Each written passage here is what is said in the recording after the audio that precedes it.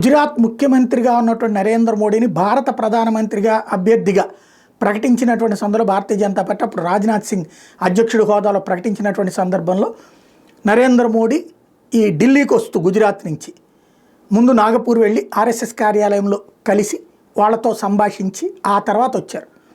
ఆ రోజు నుంచి మళ్ళీ ఆర్ఎస్ఎస్ నాగపూర్ కార్యాలయానికి వెళ్ళలేదు. 11 సంవత్సరాలు అయిపోయింది. ఆయన ప్రధానమంత్రిగా 10 ఏళ్ళ తర్వాత ఒకటి ఆయన ఆర్ఎస్ఎస్ అంటున్నా సరే, ఆయన ఆర్ఎస్ఎస్ ప్రచారంగా చేసిన వాడైనా సరే ఆర్ఎస్ఎస్ చెప్పిన విధానాన్ని పాటిస్తాడు. ఆయన ఆర్ఎస్ఎస్ మీరందరూ వచ్చి పార్టీ కార్యాలయంలో కూర్చుని రోజు జాతిని ఉద్దేశించి ప్రసంగించండి అని చెప్పదు. మీ విధులలో బాధ్యతగా ఉండండి, సంస్కారవంతంగా ఉండండి, చిత్తశుద్ధితో పనిచేయండి.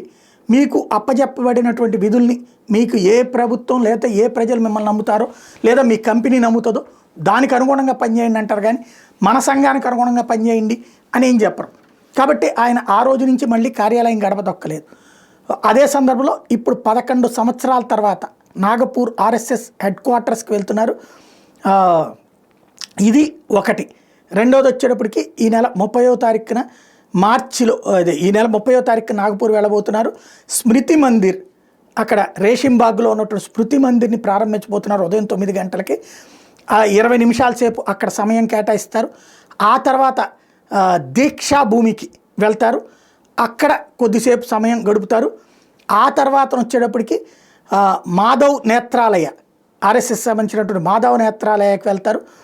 అక్కడ ఆర్ఎస్ఎస్ చీఫ్ సరసంఘ చాలక్ మోహన్ భగవత్తో కలిసి వేదిక పంచుకుంటారు, అక్కడ ఉపన్యాసం ఇస్తారు. ఆ తర్వాత పబ్లిక్ మీటింగ్ ఉంటుంది. ఆ తర్వాత ఇక ప్రభుత్వపు అధికారిక కార్యక్రమం ఏదైతే నాగపూర్ దగ్గర ఉన్నటువంటి డిఫెన్స్ ఇన్స్టలేషన్ ప్రాజెక్ట్ ఏదైతే ఉందో దానికి సంబంధించినటువంటి కార్యక్రమంలో పాల్గొంటారు. అది ఆర్ఎస్ఎస్తో సంబంధం లేదు.